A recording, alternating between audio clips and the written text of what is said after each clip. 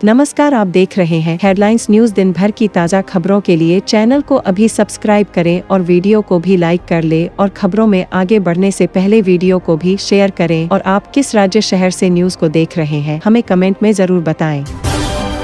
जम्मू कश्मीर के पूर्व मुख्यमंत्री फारूक अब्दुल्ला के काफिले की कार के साथ हादसा हो गया है। शुक्रवार दोपहर के वक्त दिल्ली मुंबई एक्सप्रेसवे पर दौसा में यह हादसा हुआ। यह हादसा उस वक्त हुआ जब फारूक अब्दुल्ला अजमेर जा रहे थे। वे वहां पर ख्वाजा मोइनुद्दीन चिश्ती की दरगाह पर जियारत करने के लिए जाने वाले थे। जानकारी के मुताबिक पूर्व मुख्यमंत्री के काफिले में शामिल एस्कॉर्ट कार दिल्ली पुलिस की है। कार का एक्सीडेंट नीलगाय के अचानक सड़क पर आ जाने की वजह से हुआ, जिससे एस्कॉर्ट वाहन को नुकसान पहुँचा है। फारूक अब्दुल्ला अपने काफिले के साथ अजमेर के सफर पर निकले थे। इसी दौरान दिल्ली मुंबई एक्सप्रेसवे पर उनके काफिले की एक कार अचानक सड़क पर आए नीलगाय से टकरा गई। हादसे की वजह से कार में कुछ नुकसान आए हैं, लेकिन फारूक अब्दुल्ला सुरक्षित बता जा रहे हैं। मिली जानकारी के मुताबिक फारूक अब्दुल्ला सुरक्षित है, उन्हें हादसे में कोई चोट नहीं आई है। केंद्र सरकार ने 8वें वेतन आयोग की घोषणा कर दी है। सरकार का ये फैसला 50 लाख केंद्रीय कर्मचारियों और 65 लाख पेंशन भोगियों के लिए गुड न्यूज लेकर आया है। केंद्र सरकार के इस फैसले का असर दिल्ली में रह रहे 4 लाख केंद्रीय कर्मचारियों पर भी पड़ेगा। इस फैसले पर प्रतिक्रिया देते हुए प्रधानमंत्री नरेंद्र मोदी ने कहा कि 8वें वेतन आयोग पर कैबिनेट के फैसले से केंद्रीय कर्मचारियों की जीवन की गुणवत्ता में सुधार आएगा और उपभोग को बढ़ावा मिलेगा। केंद्र सरकार का ये फैसला 1 जनवरी 2026 से लागू होगा। अब इस फैसले से प्रभावित होने वाले सरकारी बाबू ये जानना चाहते हैं कि 8वें वेतन आयोग की सिफारिशें लागू होने के बाद उनके वेतन में कितना इजाफा होगा। एक दौर था कि राजनीति में अपने विरोधियों को धराशायी करने के लिए बयानों को तोड़ने के बाद मरोड़ना पड़ता था, पर आजकल इसकी जरूरत नहीं रह गई है। आधुनिक तकनीक ने अपने विरोधियों की छवि धूमिल करने का काम वीडियो क्लिप काटकर वायरल करने से हो रहा है। सबसे बड़ी बात यह है कि सभी पार्टियां इसका धड़ल्ले से इस्तेमाल कर रही हैं। इसका सबसे पहले इस्तेमाल भारतीय जनता पार्टी ने धड़ल्ले से किया, पर कहा जाता है कि चेले हमेशा गुरु से एक कदम आगे ही होते हैं। उसी तरह बीजेपी ने क्लिप काटना शुरू किया, पर उसका खतरनाक इस्तेमाल कांग्रेस और आम आदमी पार्टी कर रही है। पहले अमित शाह के संसद में दिए अम्बेडकर वाले बयान को क्लिप काटकर इस तरह फैलाया गया कि बीजेपी के मुंह से आह भी नहीं निकल रही है। हाल फिलहाल में इस खेल का मास्टर बनकर निकली है आम आदमी पार्टी। बीजेपी प्रवक्ता शहजाद पूनावाला के बयान के क्लिप को काटकर इस तरह चलाया गया कि उन्हें मैथिल ब्राह्मण समुदाय का दुश्मन बना दिया गया। आश्चर्यजनक यह है कि सभी जानते हैं कि यह देश की राजनीति के लिए घातक है, पर इसे बंद करने के लिए कोई भी आगे आने को तैयार नहीं है। सभी इस ताक में बैठे हैं कि किस तरह अपने विरोधी के किसी बयान की क्लिप को तैयार कर वायरल कर दें। जाहिर है कि जो पार्टी इस नए खेल का मास्टर होगी, आगामी सभी चुनावों में उसे ही सफलता मिलने वाली है।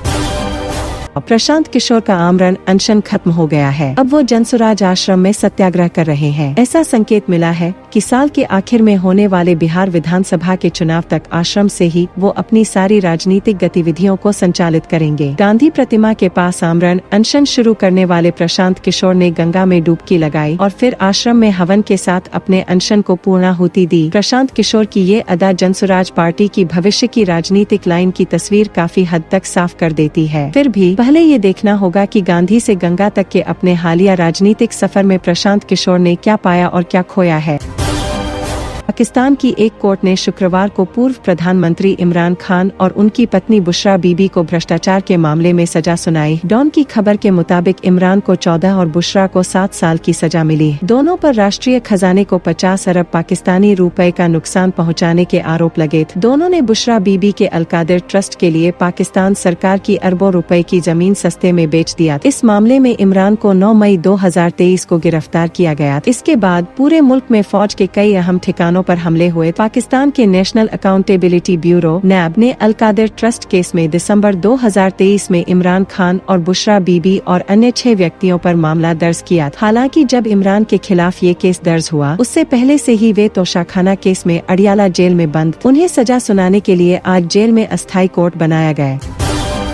केंद्र शासित प्रदेश दिल्ली में नामांकन की प्रक्रिया अपने अंतिम पड़ाव पर पहुंच चुकी है। दिल्ली चुनाव के लिए नामांकन का आज अंतिम दिन है और अब राजनीतिक दलों का फोकस पूरी तरह से प्रचार पर शिफ्ट होता नजर आ रहा है। वादों और गारंटियों का दौर तेज होता दिख रहा है। सत्ताधारी आम आदमी पार्टी और विपक्षी कांग्रेस की गारंटियों के बाद अब केंद्र की सत्ता पर काबिज भारतीय जनता पार्टी अपना संकल्प पत्र जारी करने जा रही है। बीजेपी के संकल्प पत्र में पार्टी की साइलेंट वोटर मानी जाने वाली महिलाओं को केंद्रित कर कई वादे फायदे हो सकते हैं। बीजेपी अध्यक्ष जेपी नड्डा आज दोपहर 2 बजे संकल्प पत्र जारी करेंगे, जिसमें महिलाओं से संबंधित योजनाओं का वादा किया जा सकता है। इस संकल्प पत्र में महिलाओं के लिए फ्री बस यात्रा जैसी योजनाएं जारी रखने के साथ ही लाडली बहना जैसी योजना शुरू कर 2500 रुपए प्रति माह देने का वादा पार्टी कर सकती है। कामकाजी महिलाओं की तादाद दिल्ली में अच्छी खासी है और बीजेपी का फोकस इस वोटर वर्ग पर भी है।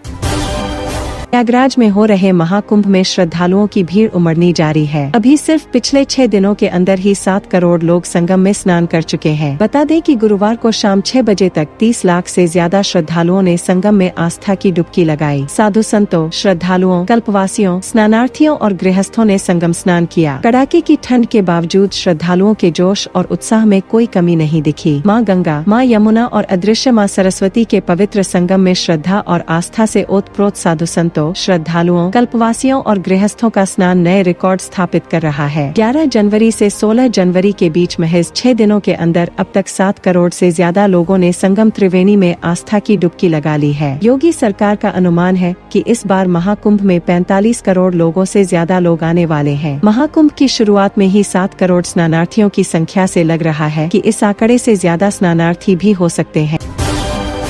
माकपा नेता प्रकाश करात ने शुक्रवार को कहा कि भारत के धर्मनिरपेक्ष और लोकतांत्रिक ताने बाने को कमजोर करने की कोशिश कर रहे ताकतों के खिलाफ एक राजनीतिक और वैचारिक संघर्ष की जरूरत है। कोलकाता में Jyoti Basu centre for social studies and research के पहले चरण का उद्घाटन करते हुए करात ने इन ताकतों पर आरोप लगाया कि वे हिंदुत्व को राज्य का आधिकारिक सिद्धांत बनाने की कोशिश कर रहे हैं। उन्होंने कहा कि इस तरह की ताकतों के खिलाफ संघर्ष सिर्फ चुनावी नहीं बल्कि यह एक विचारधारात्मक और राजनीतिक संघर्ष है।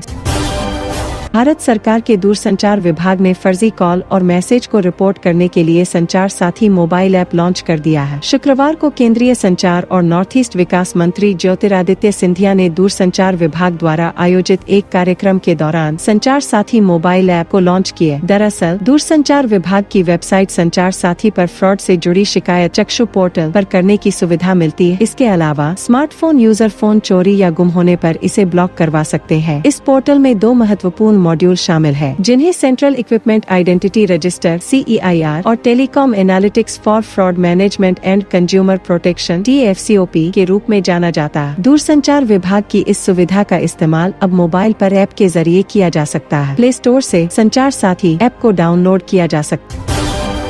सभा में नेता प्रतिपक्ष राहुल गांधी के एक बयान पर हंगामा मचा हुआ। भाजपा उनके बयान को देश के खिलाफ खुली जंग का ऐलान बता रही है। दरअसल राहुल गांधी ने कहा कि भाजपा और राष्ट्रीय स्वयंसेवक संघ ने देश के सभी संस्थानों पर कब्जा कर लिया है और कांग्रेस को भाजपा व संघ के साथ ही भारतीय राज व्यवस्था से भी लड़ना पड़ रहा। उनके इस बयान को भाजपा ने कांग्रेस पर भाजपा अध्यक्ष जेपी नड्डा ने देश के खिलाफ खुली जंग का ऐलान करार देते हुए कहा कि राहुल ने खुद देश के सामने कांग्रेस की घिनौनी सच्चाई ला दी।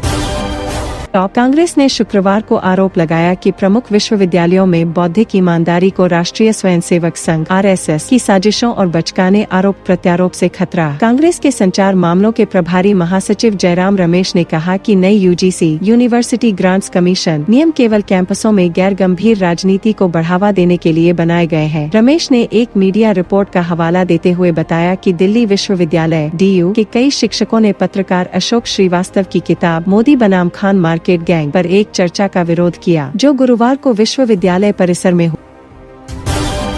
मुकेश वर्मा 2020 में बीजेपी के सांसद हुआ करते थे, लेकिन विधानसभा चुनाव के वक्त पूरे टाइम विवादों में छाए रहे। अभी तो मामला पुलिस के पास ही गया है, तब तो कोर्ट तक पहुंच गया था। दिल्ली विधानसभा चुनाव में प्रवेश वर्मा नई दिल्ली सीट से बीजेपी के उम्मीदवार हैं और वो दिल्ली के मुख्यमंत्री रह चुके अरविंद केजरीवाल के खिलाफ मैदान में हैं। प्रवेश वर्मा के पिता साहिब सिंह वर्मा भी दिल्ली के मुख्यमंत्री रह चुके हैं। ताज़ा विवाद प्रवेश वर्मा पर नई दिल्ली विधानसभा क्षेत्र में जूते और साड़ी बांटने को लेकर लगे आरोपों की वजह से हो रहा है। खास बात यह है कि चुनाव आयोग ने आदर्श आचार संहिता के उल्लंघन को लेकर प्रवेश वर्मा के खिलाफ पुलिस से शिकायत दर्ज करने को कहा।